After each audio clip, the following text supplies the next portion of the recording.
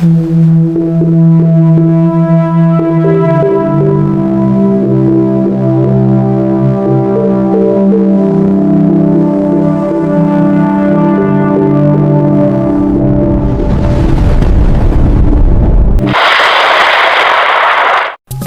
araw po sa inyong lahat. Narito na po ang pinakalitis nating update sa magilagan ng panahon ngayong araw ng Sabado, ikalabing isa ng Hulyo taong 2026. Base nga po sa ating pinakalitis satellite image, ang super typhoon nating monitor sa may silangang bahagi ng ating bansa ay bagya nga po itong humina, kung saan nga po ganap na nga lang po itong typhoon category. Tuling namatan po yan sa layong 490 km hilagang silangan ng Itbay at Batanes, kung saan taglay pa nga rin po nito ang lakas na hangin na maabot sa 140 km per hour near the center, samantalang may pagbugso naman po ito na maabot sa 170 km per hour. Habang kumikilos nga po ito pahilagang kanluran sa bilis na 25 km per hour. Pinapalakas nga rin po nito ang hanging habagat na nagmumula dito sa may Timog Mindanao at kanlurang bahagi ng Palawan, kung saan lubos po natin pinag-iingat at pinaganda ang ating mga kababayan sa mga banta ng mga malakas na hangin at sinasamahan ng mga pag-ulan. Dito po yan sa lugar ng Davao Occidental, South Cotabato, Sultan Kudarat, Maguindanao, Lanao del Sur, Lanao del Norte, Zamboanga del Sur, Zamboanga del Norte, Basilan, Sulu, Tawi-Tawi, Negros Occidental, Negros Oriental, Guimaras, Iloilo, Antique, Capiz, Aklan, Romblon, Marinduque, Oriental Mindoro, Occidental Mindoro, Palawan, Batangas, Cavite, Metro Manila, Bulacan, Bataan, Zambales, Tarlac, Pangasinan, La Union, Ilocos Sur, Ilocos Norte, Abra, Apayao, Pabuyang Group of Islands, Batanes. Naepekto nga lang po yan ng hanging habagat na hinihila nga po nitong bagyong ating monitor sa may hilagang Luzon. Habang kumikilos nga po yan,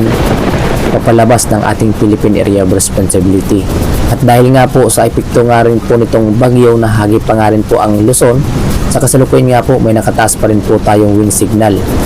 kung saan nakataas pa nga rin po ang wind signal number 2 sa lugar po yan ng Batanes, na inasan nga po makakaranas na hangin na maabot sa 62 hanggang 88 km per hour na mga bugsong hangin. Samantalang signal number 1 naman sa lugar ng Cagayan including Babuyan Islands, northeastern portion of Isabela, Apayao, northern and central portion of Ilocos Norte, kung saan inasan natin makakaranas ng 39 to 61 km per hour na mga bugso-bugsong hangin na dulot nga po nitong bagyong ating monitor sa may hilagang Luzon, na kung saan nga po pinapalakas nga po nito ang hanging habagat na nagmumula dito sa may kanlurang bahagi ng ating bansa na ating naranasan nga po ngayong araw, at inasan nga po yan, tatagal po yan hanggang bukas. Ang mga malakas na hangin na bugso-bugso nitong hanging habagat habang papalayo ng ating bansa or papalabas na ng ating Philippine Area of Responsibility, kung saan dahil nga po sa inasan nga po natin na malakas na hangin na dulot nitong hanging habagat, asahan nga rin po natin sinasamahan po yun ng mga katamtaman hanggang sa mga malakas na mga pag-ulan. Kaya naman meron po tayo nakataas na weather advisory or babala sa mga malakas na mga pag-ulan na maaari po natin maranasan ngayong araw. Sa lugar po yan ng Zambales, Bataan, Occidental Mindoro, kung saan nakataas nga po ang orange rainfall warning. Ay nasan nga po na natin makakaranas ng 100 to 200 mm na mga pag-ulan na maaaring magdulot ng mga pagbaha sa mga babang lugar at pagguho ng lupa sa mabundok na lugar. Samantalang 50 to 100 mm naman ng mga pag-ulan na maaari po nating maranasan ngayong araw dito sa La Union, Benguet, Pangasinan, Tarlac, Pampanga, Bulacan, Metro Manila, Cavite, Rizal,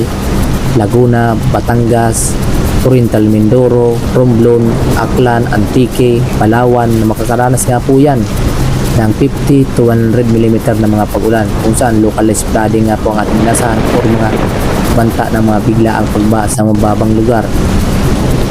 at pagguho ng lupa sa mabundok na lugar. Kaya naman lubos po natin pinag-iingat ang ating mga kababayan dahil nga po yan sa epekto nitong hanging habagat na pinapalakas nga po nitong bagyong ating minomonitor sa minomonitor sa may silangang bahagi ng Luzon habang papalayo ng ating bansa, kung saan inasan nga po natin napapalabas na nga rin po ito ng ating Philippine Area of Responsibility na base nga po sa ating pinaka-latest track Inasan nga po natin pagsapit mamayang umaga na base nga po sa ating pinaka-latest satellite image. Inasan nga po natin ngayong umaga pagsapit po yan ng 8 AM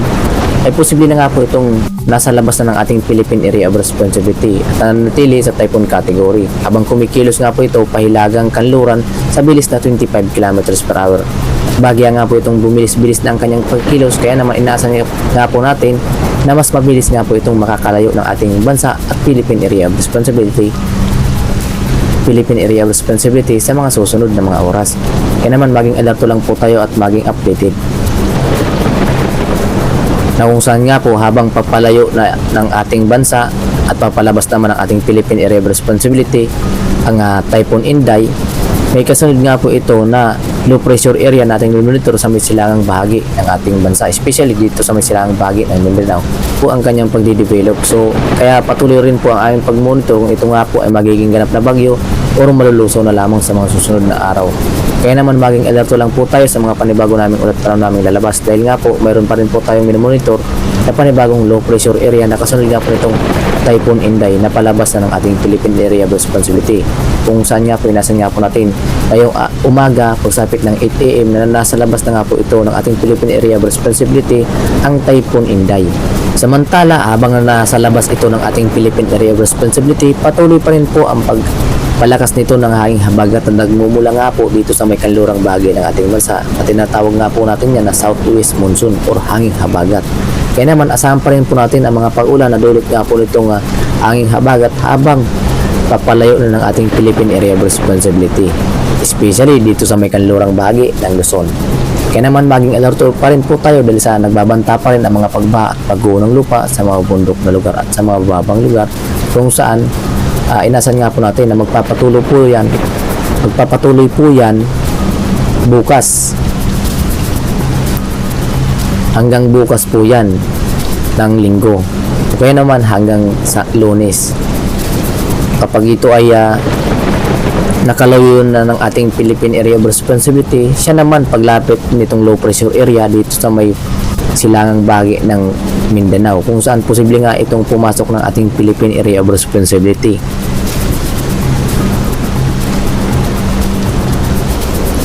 At kung sakaling ito ay pumasok ng ating Philippine Area of Responsibility at ganap pa rin na bagyo, ay bibigyan po natin ito sa low kalim na Bagyong Josie, ang pang-10 na bagyo na posibleng mabuo sa taong 2026. At pangatlong bagyo naman po yan sa buwan ng July. Kung sakaling nga pong pumasok ito ng ating Philippine Area of Responsibility at ganap na bagyo. Kaya naman maging alerto lang po at maging updated po tayo sa mga panibago namin ulat panahon namin lalabas dahil nga po hindi lamang po isa ang low pressure area nating minomonitor sa may silang bahagi ng Mindanao, kung saan mayroon pa rin po itong kasunod na nade-develop na ating inaasahan na posible nga pong kasunod nga rin po nitong low pressure area at patuloy po namin monitor kung ito ay magiging ganap na bagyo sa mga susunod na araw. Kaya naman maging alerto lang po tayo sa mga panibago namin ulat panahon namin lalabas dahil bukod nga dito sa Typhoon Inday, inasan nga po natin na posible pang may kasunod nga po na ito na makakapekto rin dito sa may silangang bahagi ng ating bansa. Base nga po sa ating climatological track sa buwan ng July, may mga inasan nga po tayo na dumadaan dito sa may hilagang Luzon, pumapasok ng ating Philippine Area of Responsibility kung saan dumadaan dito sa may area ng Batanes and Babuyang Group of Islands. Samantala kung saan mayroon po tayong pangalawang senaryo na dumadaan dito sa may silang bahagi ng Luzon, especially dito sa may Aurora patungo dito sa may Quirino, Nueva Ecija at La Union, kung saan nga po landfalling nga po yung senaryo nga po ngayong July. Samantalang ang pangatlong senaryo naman may dumadaan nga po dito sa may silangang bahagi ng Visayas patungo dito sa may Masbate, Romblon, Marinduque at lumalabas dito naman sa may Batangas, kung saan nga po kung ganito ang senaryo ay posible nga pong maglandfall ang panibagong low pressure area natin minomonitor. Kaya naman maging alerto lang po tayo sa mga panibago namin ulat panahon namin lalabas. At para naman sa maging lagi ng panahon dito sa ating karagatan, sa kasalukuyan nga po, mayroon pa rin po tayo ng katas na gale warning sa seaboard ng ating bansa, especially dito po yan sa may area ng Batanes, northern and eastern coast of Cagayan including Babuyan Islands, Isabela, Aurora, northern and eastern coast of Catanduanes, Polillo Islands, eastern coast of Camarines Norte, northern coast of Camarines Sur, northern and eastern coast of Northern Samar, kung saan nga po patuloy pa rin nga po ang pagtaas ng alon na dulot nga po itong Typhoon Inday, na nagpapalakas nga rin po ito ng hangin habagat na nagmumula dito sa may kanlurang bahagi ng ating bansa. Kaya naman mas mainam na maging alerto lang po tayo dahil iwasan po muna natin na pumalaot sa nasabing seaboard dahil mapanganib po sa mga nasabing seaboard na kung saan inasahan po natin ang taas ng mga pag-alon na umabot sa 2.8 hanggang 5 meters taas ng mga pag-alon na mapanganib po sa ating mga kababayan na may maliit na sakyan pandagat at anumang uri ng mga sakyan pandagat. Samantalang dito sa may kanlurang bahagi ng ating bansa, slight to moderate ang mga pag-alon ng ating karagatan, especially dito sa may silangang bahagi ng Visayas and Mindanao. Samantalang dito sa may Palawan, kanlurang bahagi ng Palawan, dahil nga po sa epekto nitong hanging habagat na mas malakas nga po sa kasalukuyan, moderate to rough sea condition nga po ang ating inasahan kung saan mapanganib pa rin pong pumalaot dito sa nasabing seaboard, especially dito sa may kanlurang bahagi ng Palawan. Nadulot nga po yan ng hanging habagat na inihila nga po nitong Typhoon Inday habang papalayo ng ating bansa at papalabas naman ng ating Philippine Area of Responsibility. At yan nga po ang pinakalitis nating update sa magilagan ng panon ngayong araw ng Sabado, ika-11 ng Hulyo taong 2026. Maraming salamat sa inyong lahat at kung bago pa lamang kayo sa aming YouTube channel, huwag kaligtang mag-subscribe para ma-notify po kayo sa mga panibagong ukol nga po dito sa sama ng panahon na nabubuo at sa Typhoon Inday. Ukol nga po sa magiging lagay ng panahon sa loob at labas ng ating Philippine Area of Responsibility. Maraming salamat and God bless us all.